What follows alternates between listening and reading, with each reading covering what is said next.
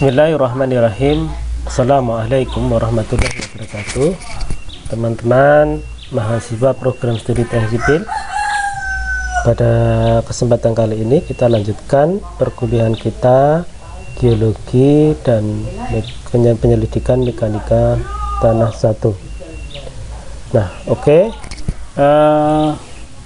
untuk materi yang telah lalu sudah saya sampaikan beberapa materi tentang butiran tanah, gradasi butiran tanah dan grain size-nya. Maka pada kesempatan kali ini kita akan bahas tentang berat volume tanah dan hubungannya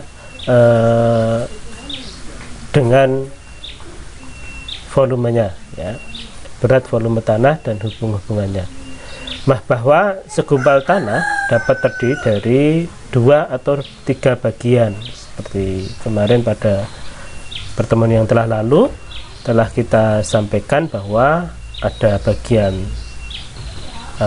pasir, ada bagian kerikil, ada bagian lanau, dan bagian lempung.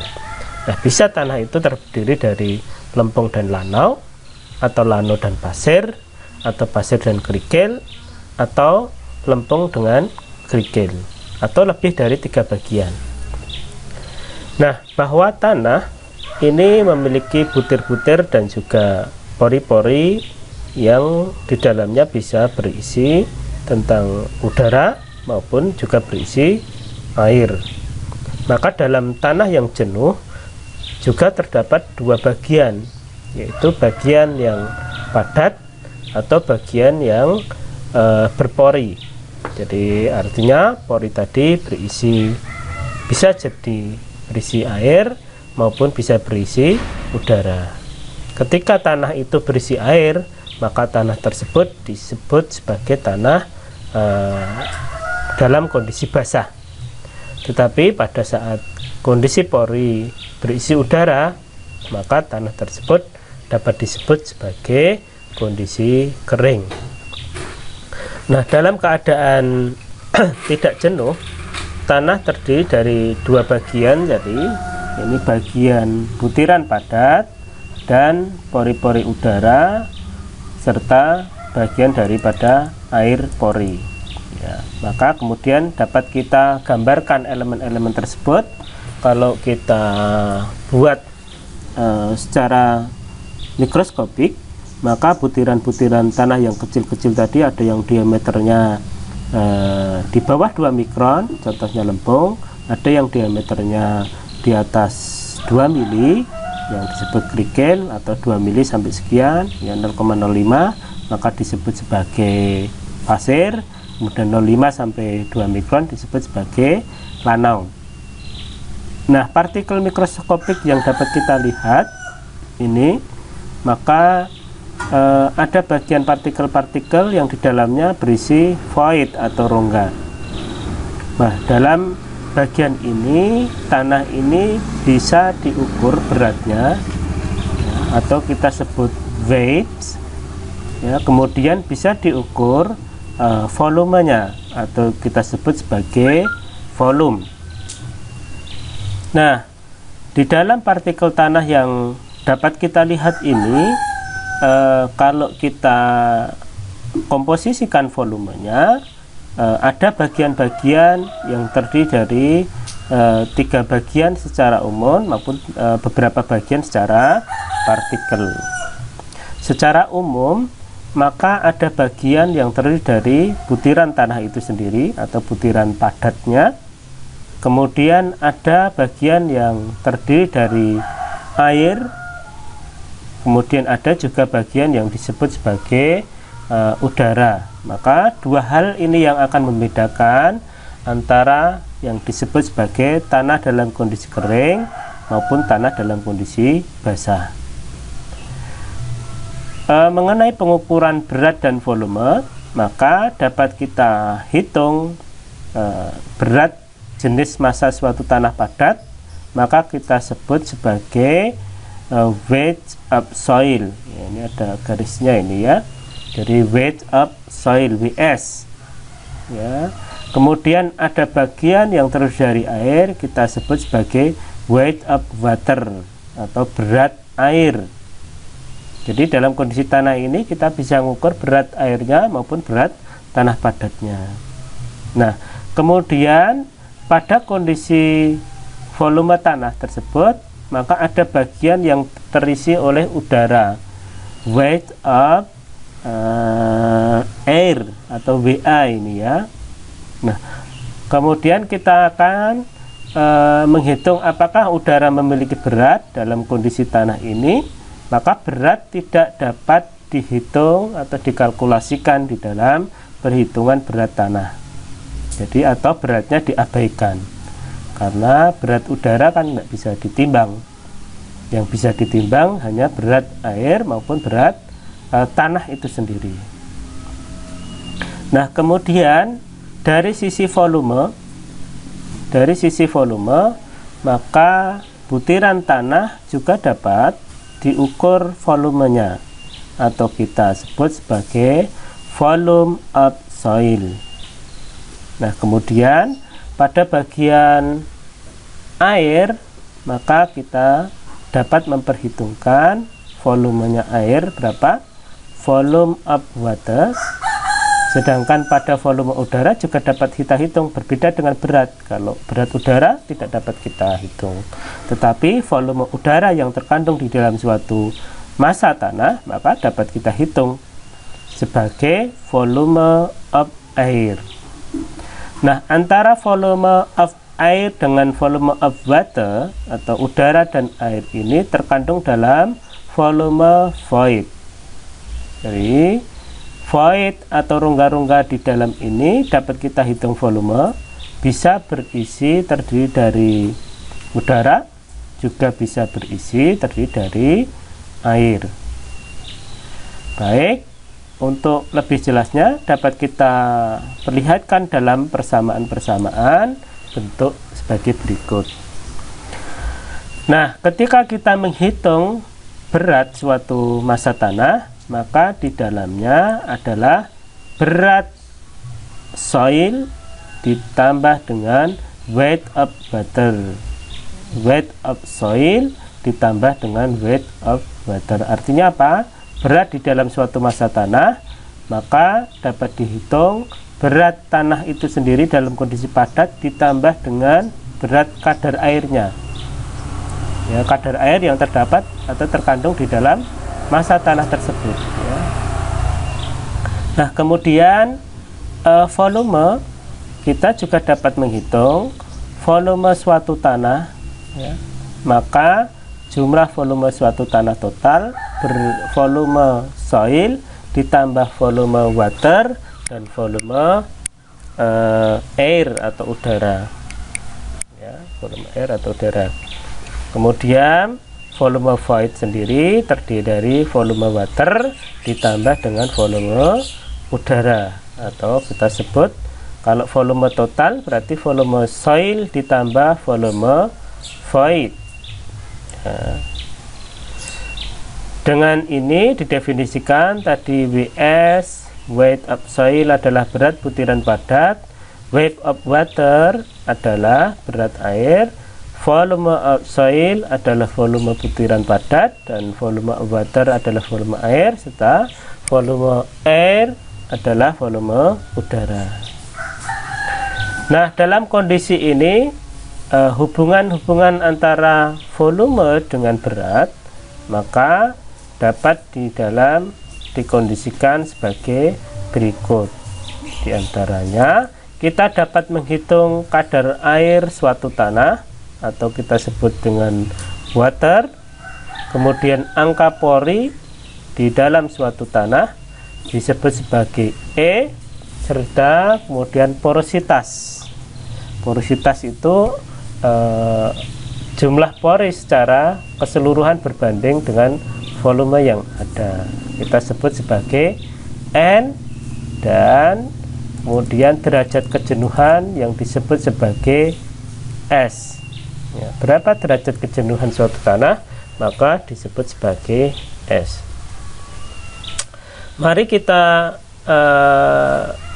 hitung berapa kadar air suatu tanah, bahwa kadar air suatu tanah adalah perbandingan antara berat air atau weight of water dengan berat butiran padat atau weight of soil. Ya, bisa dinyatakan dalam persen, jadi kadar air. Maka W persen sama dengan W water dibagi dengan W soil dikali 100%. Berat air dibagi dengan berat tanah padat dikalikan 100%.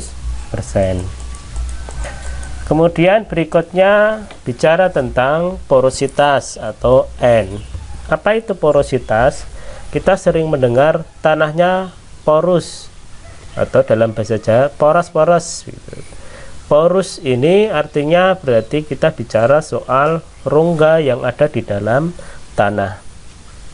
Nah, porositas atau N adalah perbandingan antara volume rongga atau volume of void dengan volume total atau volume secara keseluruhan. Di dalamnya ada tanah solid, kemudian ada mungkin air atau udara, maka dinyatakan dengan nilai N, bisa dalam persen maupun desimal.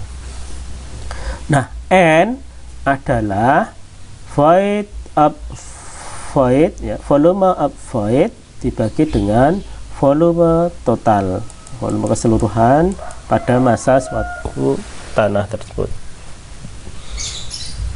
Berikutnya berbicara tentang angka pori. Kalau tadi porositas atau poris, ya, atau nilai pori yang ada di dalam suatu tanah, maka kita dapat nyatakan bagian yang hampir sama disebut sebagai angka pori. Jadi didefinisikan adalah sebagai perbandingan. Kalau tadi volume void dibanding volume total, sekarang volume void dibanding dengan volume soil, ya. Maka angka pori, jadi nilai pori di dalam suatu tanah didefinisikan sebagai perbandingan rongga, volume rongga void, volume of void dengan volume butiran tanah atau volume of soil, dinyatakan dalam desimal. E sama dengan V void dibagi dengan V soil. Kemudian berat volume lembab atau kita sebut sebagai gamma B, ya, gamma basah lah kira-kira gitu. Jadi berat kondisi tanah dalam keadaan basah. Berapa nilainya? Ya, bahwa perbandingan antara berat volume tanah termasuk air dan udara dibandingkan dengan volume total.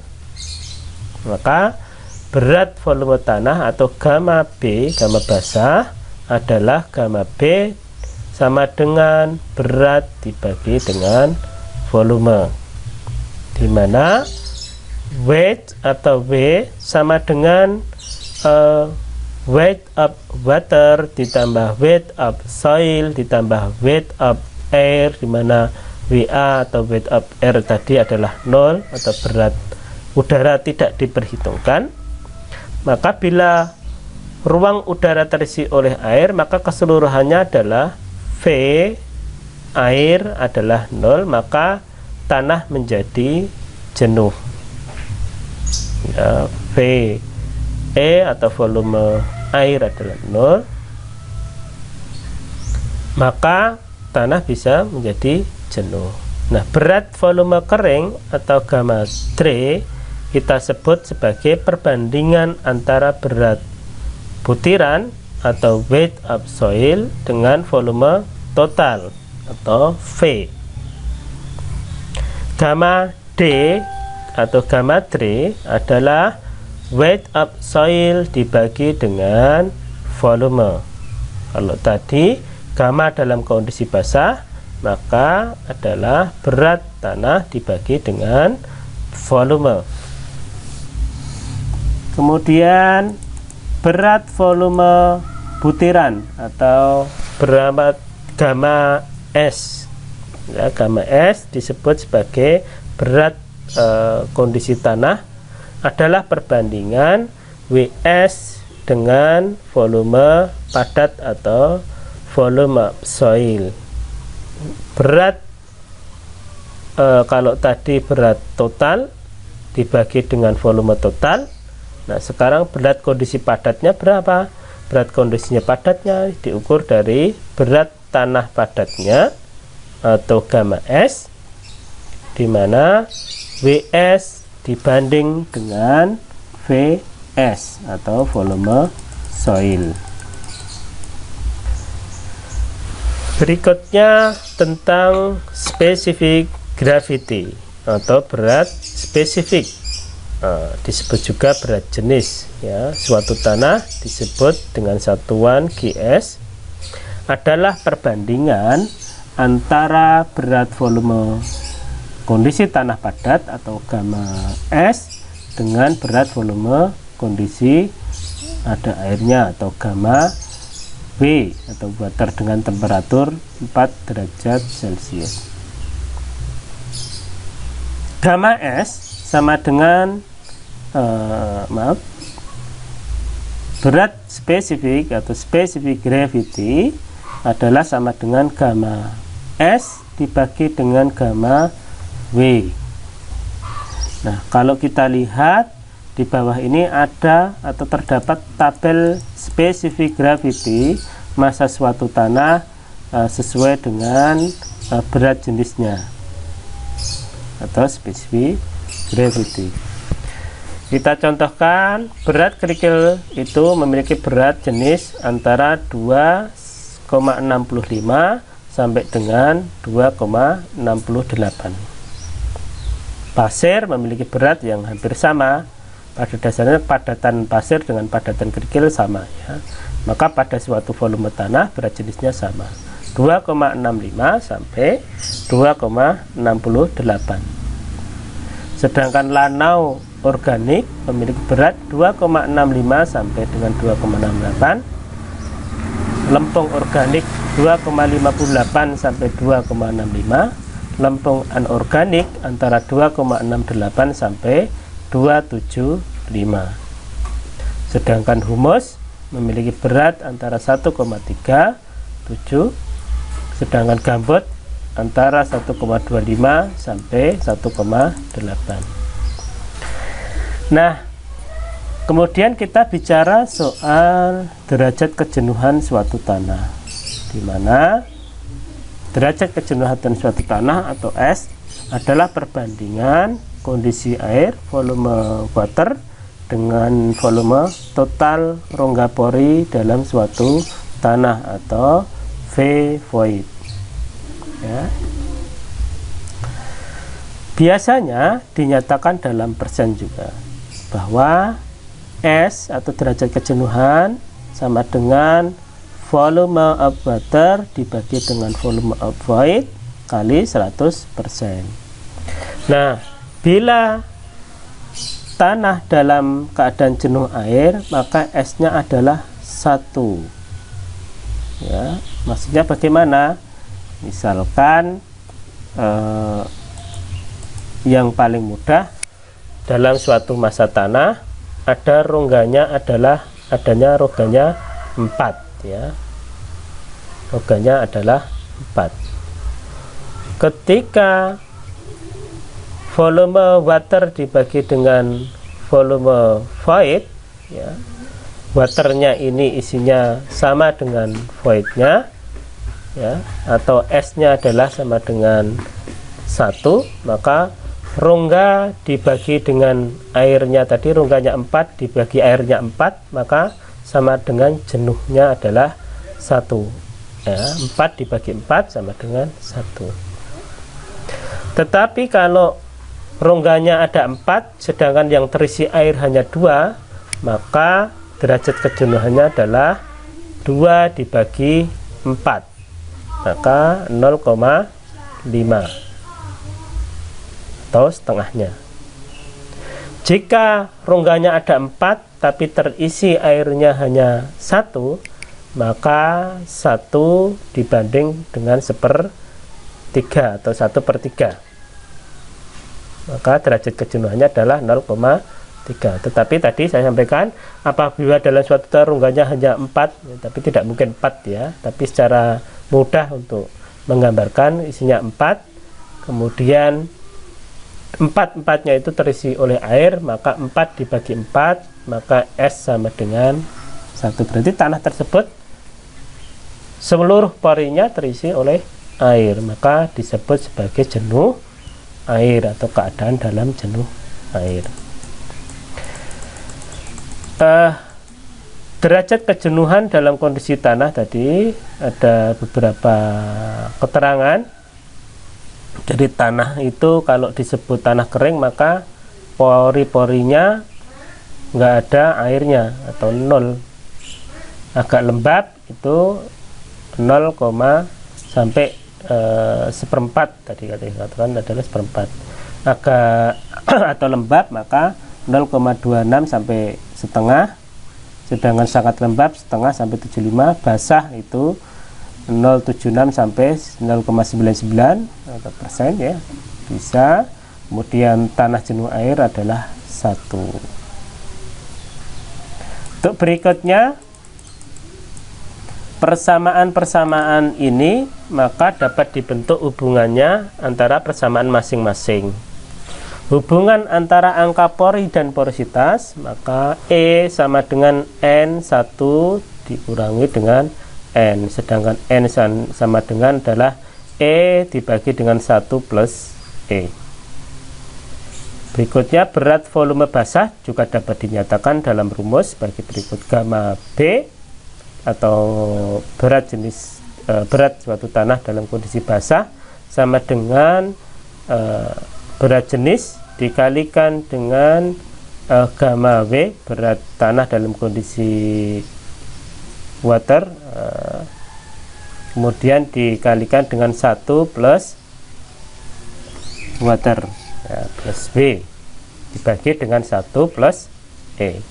Sedangkan untuk jenuh air atau S sama dengan 1, gamma saturate sama dengan adalah gamma W dikalikan dengan berat jenis saturate ya, dibagi dengan plus E dibagi dengan 1 plus E bagi S.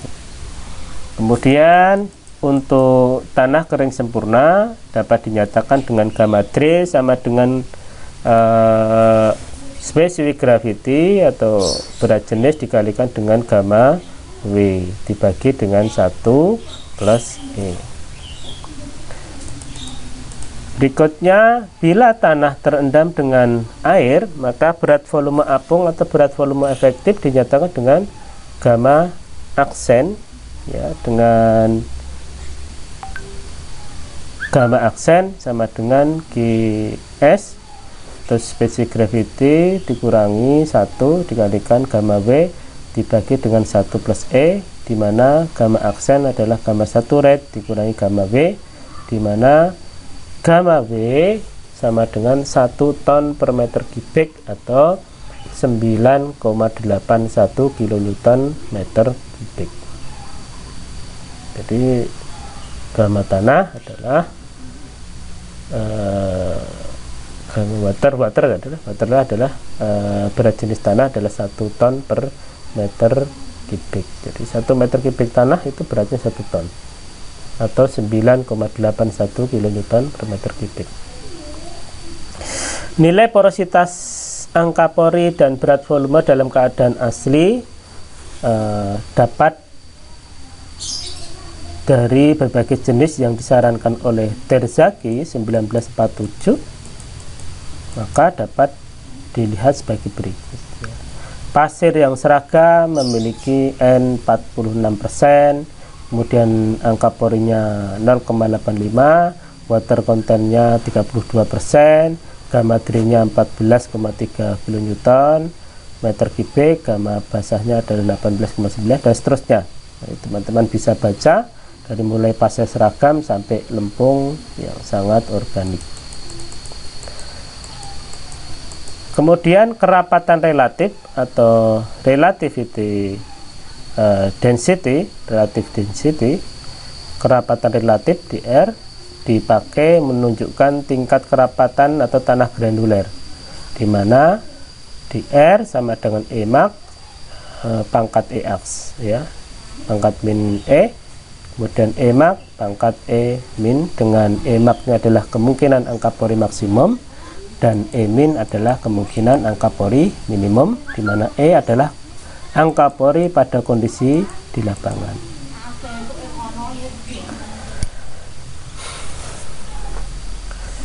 Kemudian kemungkinan angka pori terbesar atau kondisi longgar dari suatu tanah, angka pori maksimum Emax sama dengan gamma 3 maksimum sama dengan GS dikalikan gamma W dibagi dengan 1 plus E min, atau juga bisa E min GS gamma W dibagi gamma 3 maksimum dikurangi 1.